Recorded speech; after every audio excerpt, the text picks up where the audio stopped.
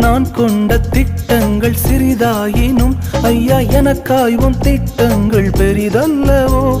புழுதியில் இருந்து என்னை உயர்த்தினீரே, ராஜாக்களோடு அமர்த்தினீரே. புழுதியில் இருந்து என்னை உயர்த்தினீரே, ராஜாக்களோடு அமர்த்தினீரே.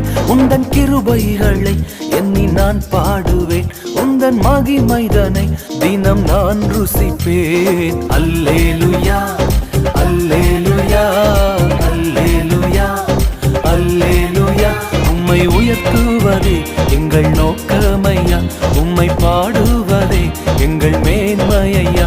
உம்மை உயர்த்துவதே எங்கள் நோக்கமையா, உம்மை பாடுவதே எங்கள் மேன்மையா.